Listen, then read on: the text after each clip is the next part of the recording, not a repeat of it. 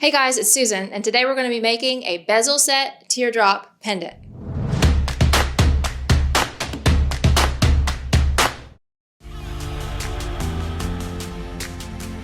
If you're enjoying our videos, don't forget to like and subscribe and ring that bell so you can see all of our future videos. So today we're going to be making a teardrop bezel set pendant. Interestingly, we're not going to use any solder and we're only going to use wire. Okay, to get started with this project, you're going to need some tools and supplies. First of all, you're going to need your teardrop shaped pendant. You're going to want one that is top drilled right through here. It's actually it's called side drill because the drill goes side to side. Top drill would be up here. So it's side to side on your drill hole. And any shape, any size will work. But you want one that's a little bit bigger to do this. So this one is right at about 20 millimeters. It's perfect. And I'm using a piece of magnesite just because I like the color. Then you're going to need a chain to hang it on and a large jump ring for the top of the bezel. And then you'll need a piece of 14 gauge wire to actually make that bezel setting. Now this is sterling silver. This one is brass. You really want to use a metal like a copper or a brass or a sterling. Not really a plated metal, because when you cut this and file it, you actually kind of will see where that plating will come off. So I'm using sterling silver because that's just going to be great for this type of a project. So I've got that there. And then if you want to, this is entirely up to you, you can get some head pins and add a little accent to the top of your necklace. Not part of the project at all, but it looks a little cuter because you can see like this would be plain, but then if I added all those beads, wow, pow, cute necklace. Okay. So then in addition to your supplies, you're going to need some tools. You're going to need some sort of mandrel or shaping or forming tool. So I'm going to use just a ring mandrel because it's round and it's steel. So it's going to help me form that wire into the shape I need. I'm also going to need a bench block and a chasing hammer. I'm actually going to use both the chasing hammer side and the ball peen side for texturing. I will need a flat file to file my ends and just some basic tools, a flush cutter, a flat nose plier, and a hole punch. Okay, to get started with this project, I'm going to go ahead and grab about 3 inches of my 14 gauge sterling silver wire. And I'm going to use this mandrel to start forming the wire to this shape. You could try to form it around the bead, but it's really difficult. So you just want to take this wire and bend it around the mandrel at what looks to be a little smaller than your bead's going to be. And once you kind of decide where you're going to be, then you want to kind of push in on either side to shape your piece. So see how I kind of pushed in on that to give it a prettier shape, and then just take your bead and make sure you're just a hair smaller. Let me get these guys out of here. I'll switch it out here. Hair smaller than what you need, because when we hammer this, it's actually going to expand. So I'm going to keep working this now that I've got it until those 2 wires touch on either side. And I'm happy with the shape. So I'm pressing in like so, checking what I've got. That's looking really good. I take my flat nose plier right here and just shape that up just a little bit better. So see how we've kind of got a good looking form for our bezel. And now I'm going to trim this off at the top because I don't need quite so much wire. If you look at this one, this is my example. I've left myself above the tip right there. I've left myself about 1/4 inch, so I'm going to cut this right here. And I will tell you, I have been a little bit wasteful with my sterling silver wire, but the nice thing about working with sterling is you can recycle it. So since I did that, I'm going to save these. I could also melt them and do all kinds of different things with them, but I'm going to save that and put it in my little recycle bin for later. Okay, so now let me move this out of my way and pull in my bench block. And this is where I'm going to be hammering to make that more of a flattened bezel shape. So you're going to use this side of your chasing hammer to flatten this out. So I'm starting at the bottom and flattening that out. And you can already see it's kind of expanding a little bit. And I'm gonna flatten it out all the way up. And then at the top, I'm gonna flatten it some more. So I wanna really flatten out the bottom, sort of flatten out the sides, and then really flatten out these two pieces because I'm gonna hole punch those in a minute. So I'm hammering those out pretty wide so I can hole punch that.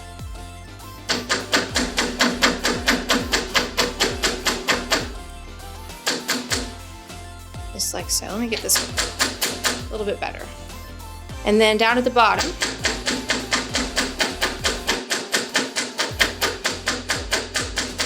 I'm gonna hammer that a little bit more. So let's see how we're fitting. Perfect. I like it. So now what I want to do is give it a little texture. So I'm going to use this ball peen side. This ball peen side of this hammer is great for texturizing. If you don't have any other hammer, you absolutely need to pick up this hammer because this side flattens and forms and shapes, and this side texturizes. So what else do you need? Now this is going to kind of shine it up and also add a pretty texture. I'm going to go all the way up to there on both sides, being careful not to hit my finger because that hurts. Okay, let's check. Oh, that's looking really good. Let me see something. Nope, I didn't texturize that there. So now, what I want to do next is kind of check my shape, and I feel like, I want to make it just a tiny little bitty bit shorter, so I'm going to, just because it's my design. There, just on that side actually. And now, what you want to do is you actually need to offset those so that you can file these ends. And this is why you don't want to use a plated wire, because as you can see, I am actually filing the metal, and if I was using plated wire, you would be seeing whatever was underneath my plating right now. So I'm going to round this out using a flat file, and you're watching me file and you're noticing that I'm kind of going up and around like so, and that's because this file only cuts in one direction. So you can file back and forth if you want to, but you're kind of wasting your energy because it only files in one direction. And then let me go on the other side and file that. And you just want to make it nice and rounded and smooth. What we're going for here is just a real professional finished look without having to do any soldering or true bezel setting. Bezel setting is one of the prettiest settings that you can make, but if you don't know how to solder, it's pretty hard. So this is kind of like a, I try to call it a faux bezel really, because it's not a real bezel, but it looks like you bezel set that stone. So that looks pretty good. Now all I need to do is hole punch either side and then do a little secret trick to finish it off. So I am using a 1.25 millimeter hole punch, which is pretty small.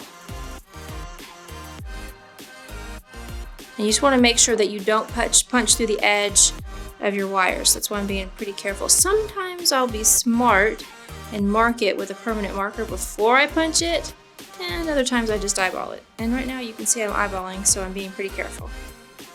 Boom. Like so on one side. And ooh, that was close. See that? Susan? That was scary. And then let's do the other side. You want to try to get it right about in the same spot. These little hole punches sometimes will come loose, so I'm just tightening that up a little bit to make sure I've got really good control.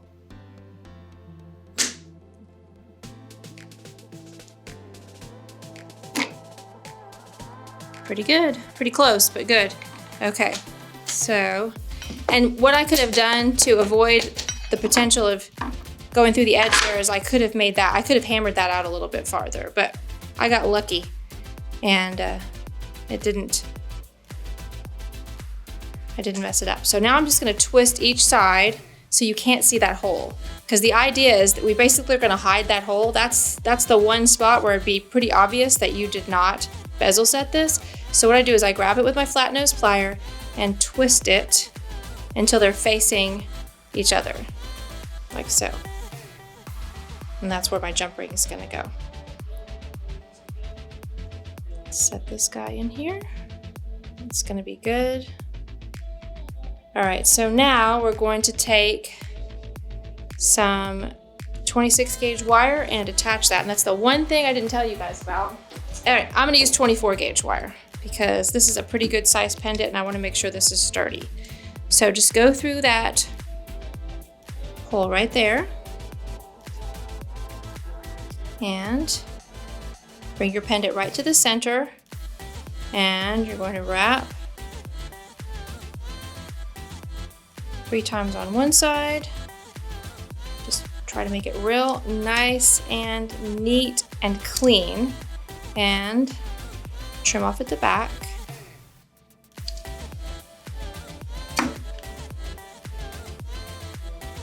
So press that down, and then same thing over here on the other side. And make sure if you go over on one side, you go over on the other side too, so it looks really, really symmetrical. I'm going to pull that nice and tight and go a little tighter.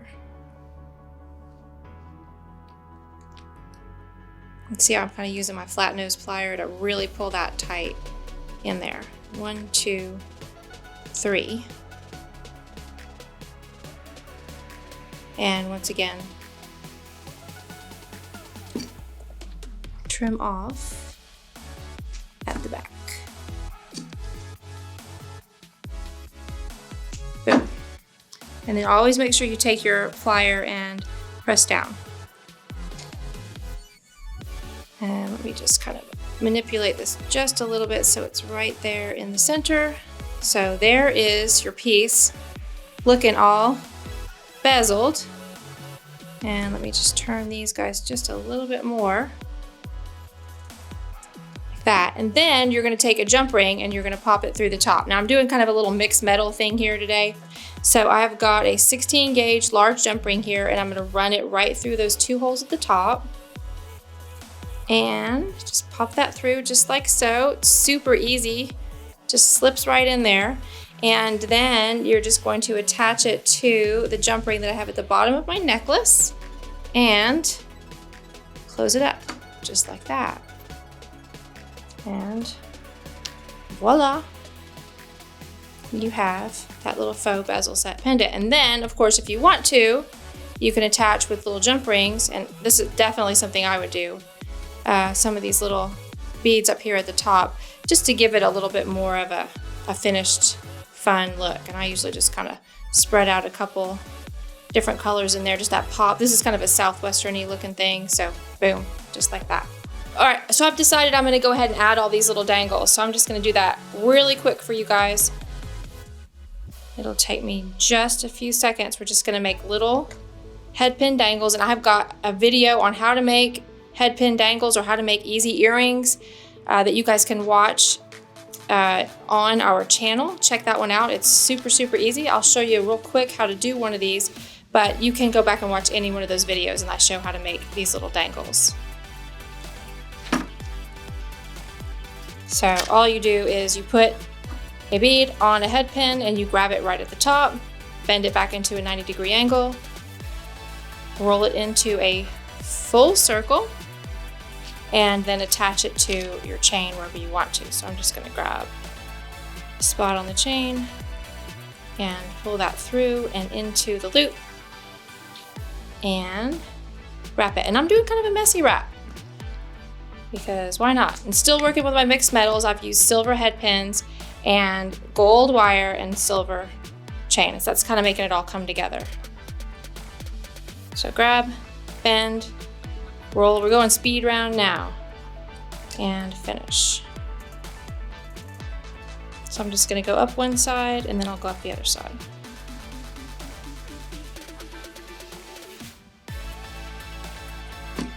If you guys ever struggle to make a really, really pretty, perfect wrap, you can just do what I call wacky wrap, which is essentially bend it back, bring it into a circle, and then when you attach it, let me attach it first and then I'll show you. Attach, wrap, I'm not even looking, I'm just letting it wrap. You can call it wacky wrap, some people call it bird's nest wrap, some people call it crazy wrap. It's just whatever happens, happens. Whatever happens when you're wrapping, doesn't matter as long as you like it. I always just say be consistent. If you do it messy, make it messy every time. If you do it neatly every time. Let's see where that one goes. So let's put this one right here. The next one I'm going to do with one of those red ones to get kind of a little accent. And I am kind of cheating right now. You guys see me, I'm using my round nose plier to do this. Technically speaking, you should switch to a chain nose plier because you can actually cut wire with a round nose plier. But I almost always cheat and don't do that. And sometimes I'm sorry. So I'm just telling you the right way. Don't always do as I do as I say. But I do have a tendency to hold on to that round nose plier when I should switch over to the chain. Okay. Yep.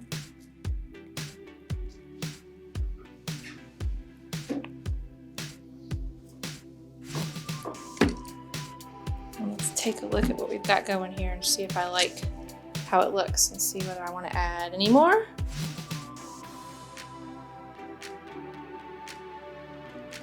I kind of like it. I kind of like it with just the one coral, but let me think here. What do you guys think? Should I add them? Yep, we're doing it, right? We're adding that one, and then we're gonna be done. Grab it, bend it, roll it, finish it, attach it, and wrap it. And I made that one super messy, but you know what? It kind of goes with the whole theme.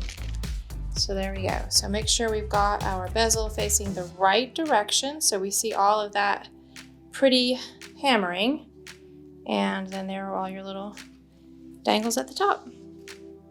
So there you go. That's how you make a teardrop shaped bezeled pendant. Don't forget, you're going to need some tools and supplies. Of course, you're going to need that teardrop pendant and about 3 inches of 14 gauge sterling silver wire and some 24 gauge wire to wrap that on there.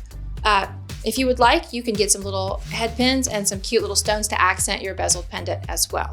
Also a chain and a jump ring to attach everything together. As far as tools and supplies are concerned, you're going to need that all-important chasing hammer, a flat file, and a bench block. And then you'll also need a hole punch, a round nose plier, a flush cutter, and a flat nose plier. Thanks so much for watching. If you guys would like to pick up some supplies like the ones I work with today, check out the links down below. What stones would you use to embellish your pendant? Let me know in the comments. Don't forget to like and subscribe and ring that bell, and we'll see you again next time.